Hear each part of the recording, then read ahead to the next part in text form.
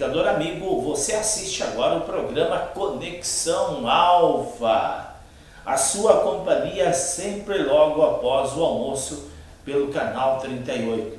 Nós falamos diretamente dos nossos estúdios da Rua Ponta Grossa, 1836, sobre a loja do Calçado Santa Rita, no coração de Apucarana. Obrigado pela sua audiência. Nós temos atividades públicas todas as terças-feiras, às 20 horas.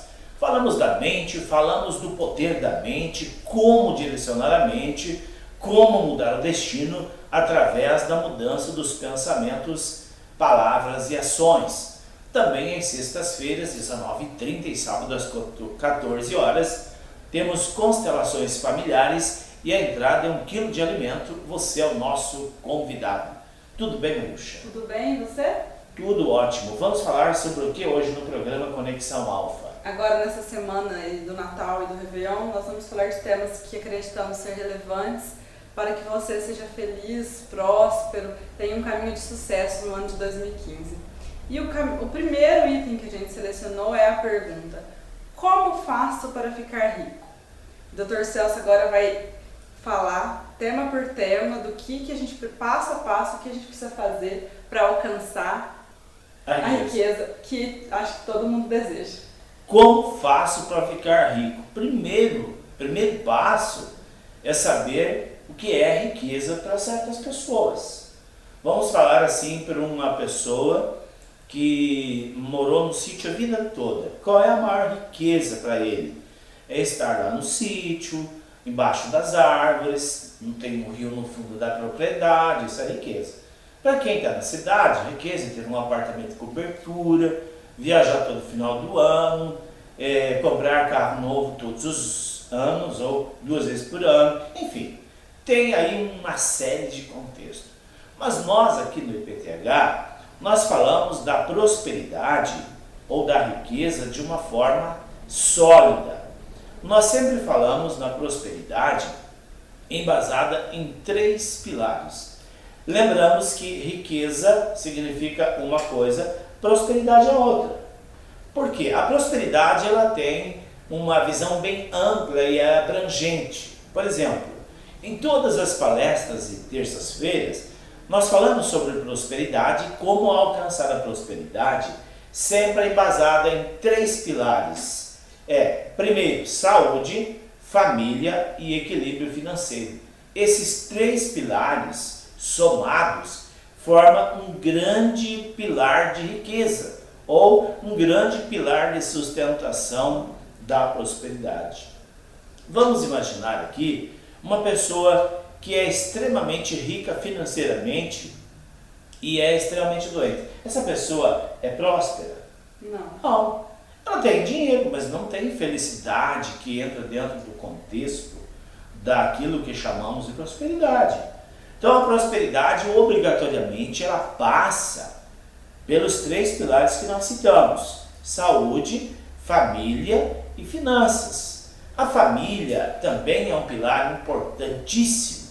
Não quer dizer que se você é separado da sua família, esse pilar não é interessante. Claro que é. Você tem que amar os seus familiares, independente se você vive com eles ou não. Você pode ter uma boa amizade, um contexto de amor, de respeito, de fraternidade, mesmo não estando juntos. Isso é o segundo pilar importante da prosperidade. Por quê? Se existe conflitos entre os familiares, a prosperidade é a primeira que sai correndo pela janela. A pessoa começa a perder a possibilidade de ter ideias que geram prosperidade, que geram riquezas. E aí, realmente, é difícil. Mas o primeiro pilar que eu queria falar, nos passos principais para alcançar a riqueza, é se proteger contra as falácias. Muita gente fala assim: eles falam, Mayuxa, eles pregam a pobreza honrada. Já ouviu falar da pobreza honrada? Já, muito. Eles dizem, conheci um homem tão rico, tão pobre, que a única coisa que ele tinha era dinheiro. Veja, isso ainda de um ponto de vista, mas a defesa da pobreza honrada é aquelas pessoas que realmente se acomodaram na vida do jeito que estão e falta tudo. E eles dizem assim: Eu prefiro ser pobre do que ser desonesto. Eu prefiro ser pobre do que ser ladrão. Gente, não é por aí. Nós podemos prosperar honestamente. Podemos prosperar trabalhando dignamente, tendo uma ideia, tendo uma iniciativa, tendo criatividade. Isso vai nos trazer com certeza aquilo que nós tanto esperamos, a tão sonhada prosperidade ou riquezas que nós desejamos. Um outro fator que prejudica a prosperidade ou a riqueza são o conjunto de crenças negativas. Tipo assim, eu ouvi algo assim interessante numa reunião aqui no IPTH, quando eu pedi para a pessoa definir a questão da prosperidade. Ele falou, olha, Dr. Schaeffer, para mim, prosperidade é tudo bobagem, porque Cristo morreu pobre, morreu na cruz, por que eu tenho que ter dinheiro, por que eu tenho que viver bem? Veja, isso é uma falácia que ele colocou na mente ou foi induzido pelas religiões. Cristo é um exemplo a ser seguido, tanto é que este mesmo Cristo citado por esta pessoa nos deu a lição da prosperidade, na multiplicação dos pães. Ele deu ali um exemplo de como deve ser feito, também na multiplicação do vinho, da água, a multiplicação da água em vinho, né, a transformação. E dentro desse contexto a gente tem que entender o seguinte, cada um tem o direito de ser pobre se ele quiser, mas tem o direito de ser próspero se ele quiser. O primeiro passo para a pessoa eliminar a pobreza da sua vida é eliminar a pobreza da mente. Então, se a pessoa conseguir sair dessa prisão mental, que são as falácias e as crenças negativas, ela vai conseguir passar para o passo adiante, que é ter os objetivos. Sim. Os objetivos de qualidade, como o sonho de ter uma viagem para o exterior, de repente, comprar um carro melhor. Quando a pessoa tem a defesa da pobreza honrada, automaticamente ele já bloqueia os canais da prosperidade, porque a prosperidade vai chegar nas nossas vidas através do quê? Da nossa mente. Agora, se nós temos na mente que nós precisamos ser pobres, devemos ser pobres, isso nós não vamos enriquecer nunca. Parece fácil, né, esse item que a gente está falando aqui, mudar um padrão mental, mas não é fácil, é um dos mais difíceis. Um dos mais difíceis porque a nossa cultura, ela é um tanto ortodoxa e desde os primórdios da religião, a religião veio pregando pobreza, pregando a renúncia. Isto é para os religiosos. Agora, é errado colocar na mente das pessoas a ideia que tem que ser pobre para ser salvo, a ideia que tem que ser miserável para ser semelhante a Deus. Isso não é verdade. Agora, quero voltar no que eu falei antes sobre o nosso mestre maior, Jesus Cristo. Antes de Jesus, nós temos outras pessoas que a Bíblia fala, do profeta Elias e do profeta Eliseu. Esses dois profetas deixaram um legado bastante significativo para as pessoas que querem enriquecer, que querem prosperar.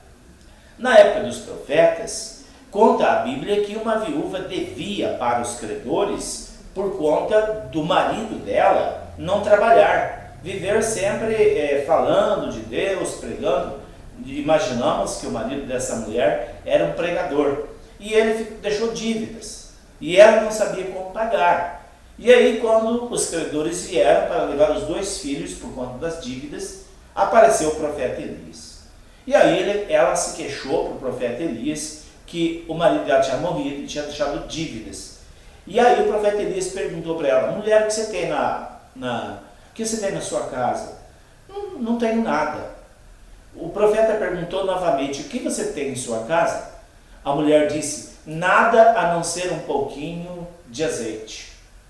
Ou seja, tem que ter um pouquinho. E aí, quando esta mulher disse que tinha um pouquinho de azeite, o profeta disse, vai então, pede para os vizinhos emprestados vasilhas, não poucos, quer dizer, muito. Aí, deita o óleo da botija, enche as vasilhas, paga as suas dívidas e vive do resto. E diz a Bíblia que esta mulher, daquele pouquinho de óleo da botija, encheu muitas vasilhas de azeite. Ah, e o que é interessante, o que o profeta disse? Entra na tua casa, fecha a porta após si e encha as vasilhas com a botija do azeite, paga tuas dívidas e vive do resto. Veja, aqui nós tiramos dois exemplos extraordinários de riqueza. Primeiro, você tem que ter um pouquinho, não é verdade? Com certeza. Como que você vai multiplicar o azeite da mulher se ela não tinha nenhuma gota? Então você tem que economizar, você tem que guardar, você tem que ter um começo. Segundo, a dica do profeta: entra na sua casa e fecha a porta após si. Ou seja, não conte para ninguém.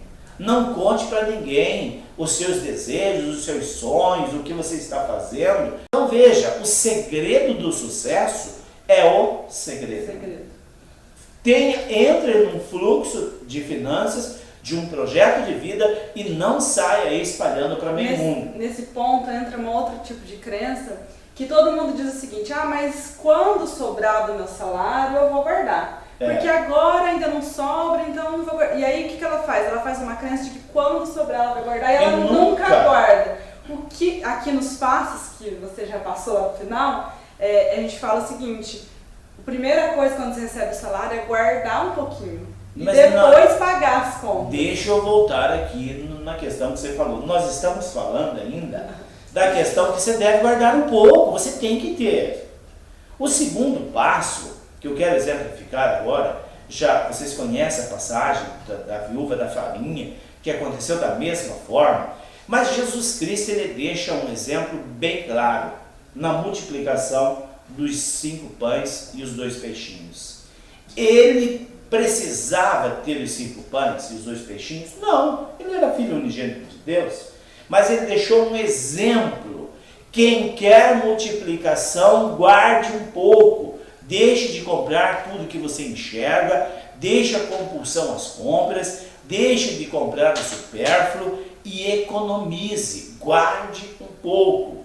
A partir daquilo que você guardar, existe um mecanismo que nós não compreendemos, um mecanismo espiritual vai fazer com que você tenha força para realizar os seus objetivos.